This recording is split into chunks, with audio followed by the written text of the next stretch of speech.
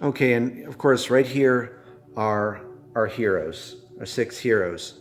So before we place those initiative tokens, let's discuss a few things about Dungeon Crusade and, of course, what this is.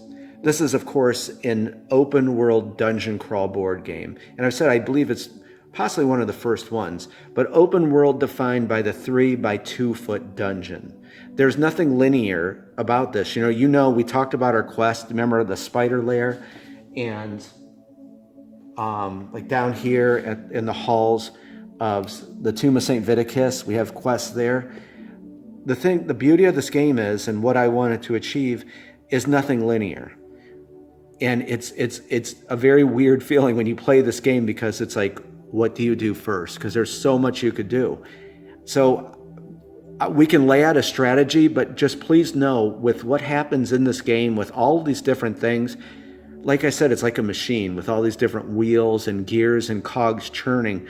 Your strategy and tactics and planning are going to change from turn to turn, and probably within the same turn. Things that you thought were going to happen or, churn out, it might not, just from all this different stuff. And that's one of the most fun and cool things about this game. I just love that it offers that. So really, what do we want to do? And that's where I sometimes take a lot of time and think, okay, I survey the dungeon. What do we want to do? Okay, well, first of all, let's think about this. We have to get that. Remember the key for Baron Whitmore? There's that onyx key up in the spider lair, right? So maybe we want to send a few heroes that way to investigate that spider lair and find that key. Who do we take up there? Well, looking down at our heroes, remember I talked about Maheliak right here and Zeke being like a great team? Why don't we partner those two together? They're both dual wielding, and Maheliak actually has a healing potion in case they would get into trouble. I think that we should send those 2 heroes, because remember, both of them are strong. Like Maheliak's great with chaos warfare, but Zeke is great with arcane, and they lack, vice versa. They lack in each of those. That's a really great team. So what I think I'm going to do is, for initiative token 1, meaning this is who's going to activate first, we're going to place this over on Maheliak. And once you place these, when the upkeep is over, you cannot change those. Those have to stay there. However, there is certain things I put in the game that might change. No spoilers. Okay, so Maheliak is first. He's going to kind of take the lead and says, Zeke, let's go up to the spider lair. Let's try to find that onyx key. Zeke says, okay, let's do that. Zeke gets initiative token 2. Next, we have this chamber over here. There are these chambers that we have to clear out for one of our quests here. So I think we should probably send 2 heroes into the Tomb of St. Viticus to rid the monsters there. And I think 2 can handle that. But which ones should we take? Okay, and I moved you over here to discuss this, and I hope you can tell I love this part of the game. This is where I think that thinking man's dungeon crawl comes in. So we have Sir Brennus here and Enwyn, and we could send those 2 heroes, but this is kind of like, I'm doing this to give you kind of like a pro crusader tip. So we can see that, Sir Brennus, of course, is great with physical warfare, and he's pretty proficient with spiritual. However, Enwyn, our archer, she's good with ranged, but she already is pretty proficient with physical. And remember, when you rally your heroes together, and we're going to get to that, you want to try to cover a lot of those warfare types. So maybe we should consider one of those, but with another hero. So let's take a look who one of those other heroes we could partner one of them with. Okay, I actually paused the video to really think about what heroes to party together, and I really get into this part of the game. So my decision was, or what our decision is going to be, to send Sir Brennus, our knight hero, and Faith, our cleric hero, into the Tomb of St. Viticus, south and north. And of course they are both proficient in spiritual warfare, but notice that Sir Brennus here has a +1 to ranged warfare, so he's a little proficient with that. and Faith has a -3. So if they encounter a monster with ranged warfare, Sir Brennus can pick that up. And kind of the other way with mythical warfare, Sir Brennus has a -2 to mythical warfare, while Faith has a +1. So she can pick up, if they run into a mythical, a monster that's versed in mythical warfare, she'll be able to fight that. Something else, a big role in its misconception, you can use any weapon to attack in any warfare. Okay, some people thought that you had to match that. And of course, if you do, your hero is going to be strong or more proficient fighting that. But, even if you're going to fight something with a monster that's versed in ranged warfare, you could use a sword. And just think about it in thematic terms. It's going to be a hard fight for that hero because they're not probably proficient in that, and they're using this weapon. So thematically, it does make sense. So just remember, you can declare any weapon you want in any warfare phase, but consider your hero might not be proficient in that warfare type. Okay, so we have these two heroes set up. So what we're going to do is we're going to take initiative token 3. We're going to give this to Sir Brennus, and we're going to give initiative token 4 to Faith. So those heroes will be going into the Tomb of St. Viticus, north and south.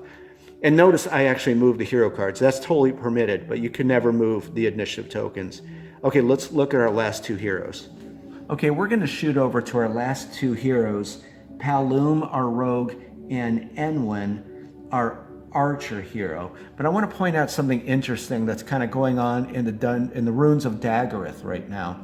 And we're going to send these two in here.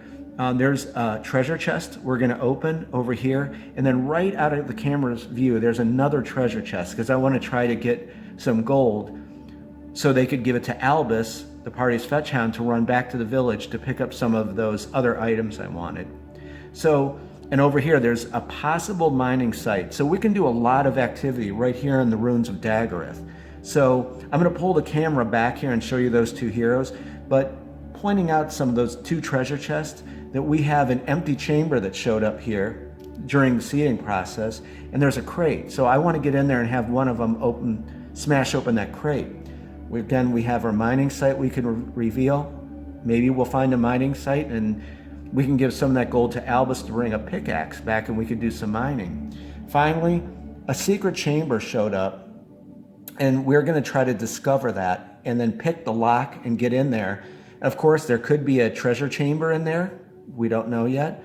But also there's another crate. So there's a lot of things that we could do with those two heroes right here in the ruins of Daggereth.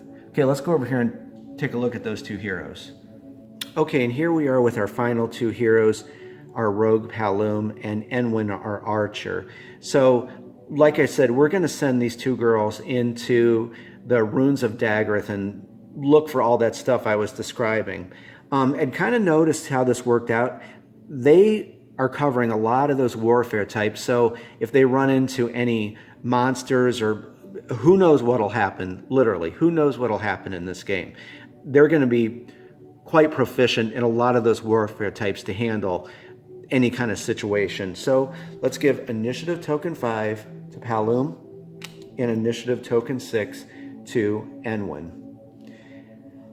Also, we're going to touch on this when we get into some combat. Know that on all of the backings of these initiative tokens, there is this rally symbol.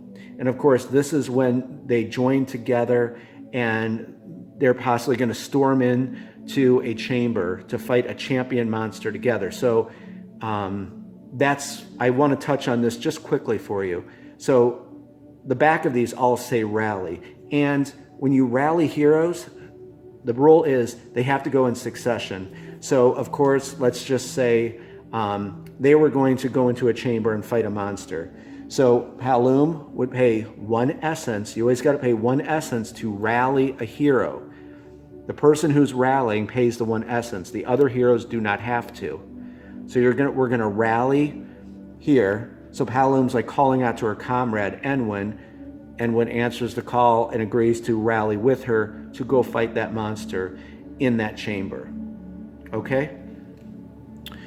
Also, we're going to touch on Albus. I'm just going to basically move this right over here.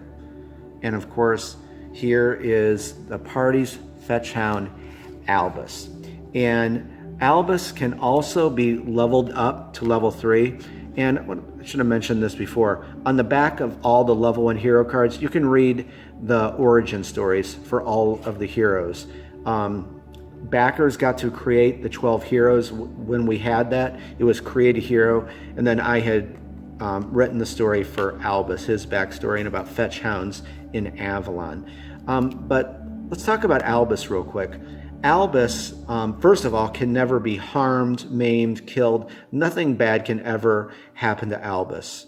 I think most of you know I love dogs dearly, so Albus is simply ignored by monsters. He can't attack or anything like that, but he is very valuable because he is the link to the village while your heroes are in the dungeon. Your heroes are not permitted to leave the dungeon. They're there to do a job. They can't go back to the village and go hang out at the House of Chance. They're there to clear this dungeon of monsters. So Albus is very important, and he's your link to the village to bring potions back, armor back, weapons, so on and so forth. Interesting to know, heroes, I'm going to kind of go a little advanced here. Heroes can only level up on Celebration Day, okay? However, Albus, you can level him up at any time during the game, and it costs 5 life force to do that. So some people I've seen post on, they level him up to level 3, like in the early part of the game. Notice that his movement here is a D6 plus he has a base movement of 6. So he can go on pretty fast. When he hits level 2, that turns into a D8 plus 8 for base movement. Finally, at level 3, he's got a D10 plus 10 base movement. So he can really get to the village super fast. So that might be a strategy that you want. Over here, these little icons right here, notice this with these potions. This is how many consumables he can carry in kind of like his backpack or his pouch for the heroes. Right here, of course, that's his speed. These are the weapons, like how many weapons and pieces of armor he can carry. And you can give him a maximum of 1,000 gold at level 1. Of course, all that increases as you level Albus up. Okay? That's real simple what Albus is. He's your fetch hound. He goes to the village and comes back. Also interesting to point out, he can scout out mining sites. Again, another one of the many strategies is maybe you want to have him run around the dungeon and find the mining sites for you. Again, I hope you see the possibilities with this game. It's really unlimited. And I'm going to try to point you up here so you can see where our heroes are at. So what you do with Albus here, you just place him adjacent to any of those heroes around that white box there. That's where he goes. Also notice he does not get an initiative token. Albus can be used at any part during the hero phase. So you can, whenever you want to use him, you can use him, and he has 2 actions. So we're going to get into more with him, how he can stop and drop off items to one hero, then keep moving to drop off more. But I think this was a good introduction for Albus, so you know exactly what he is and what he does in the game.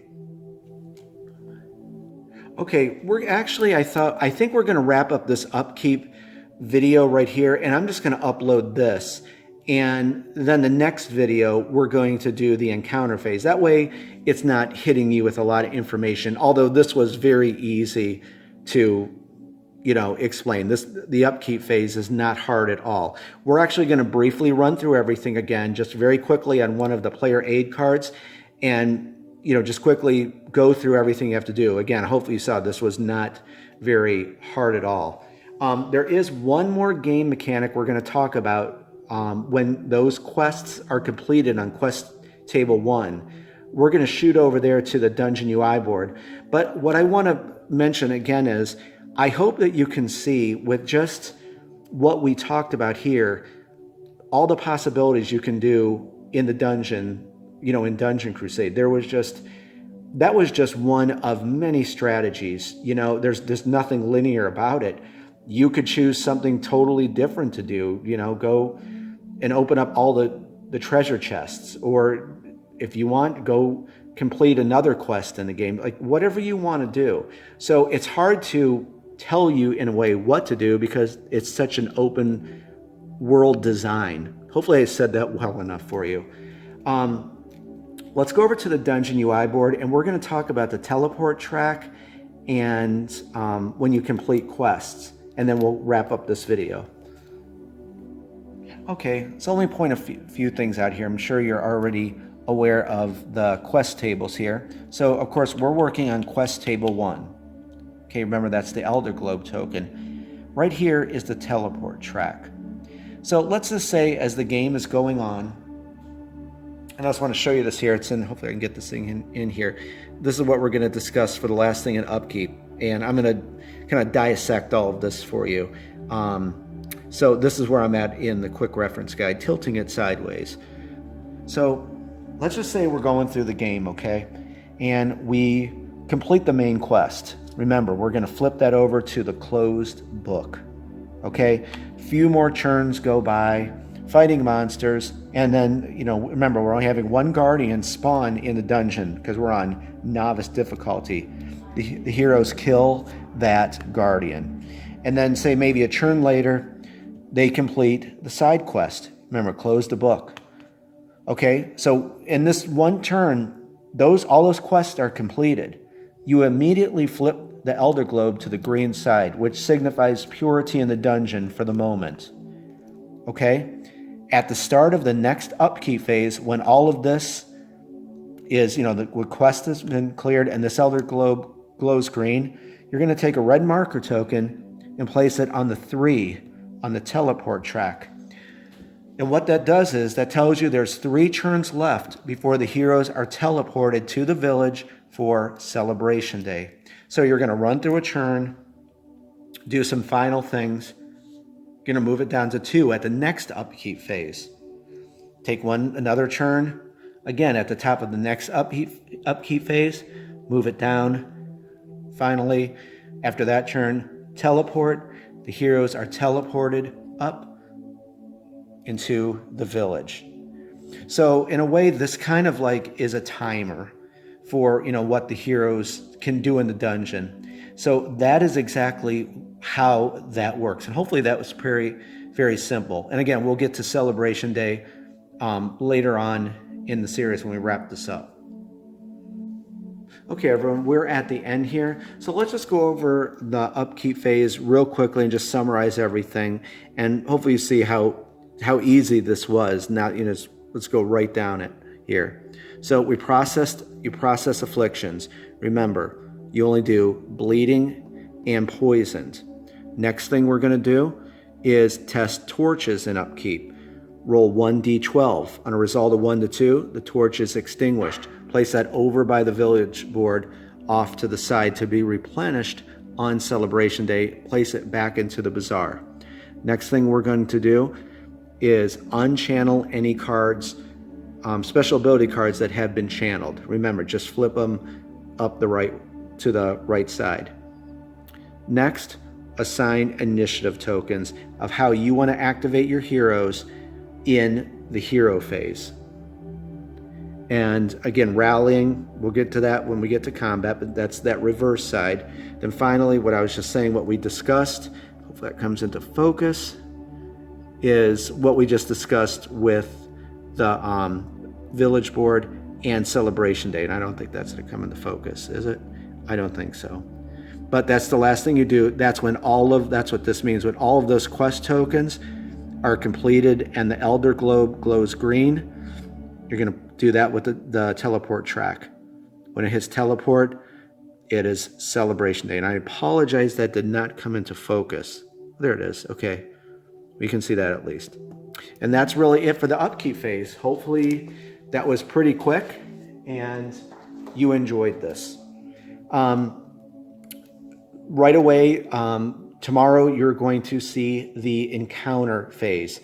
That should be a lot more brisk. And of course, the Guardian phase might even be quicker. But hopefully you learned a lot just in Upkeep phase. And again, thank you for your time with this. I love hanging out with you and teaching you the game. And hopefully you're seeing that again, like I've always said, it is girthy, but it's very simple. The game mechanics are very easy for you. Okay, guys, and again, I'm so excited about the Evolved Minions game variant. It's kind of a real game changer, and I think many people are going to be playing it that way and just really enjoy it. I'm looking forward to doing the demo video for you. Stay tuned for that update video so I can fill you in on all that. And until next time, thank you, guys. I'm very grateful to you for your time and your interest. I hope you're enjoying this. I will talk to you very soon, and we will discuss the encounter phase. Talk to you then. Bye-bye.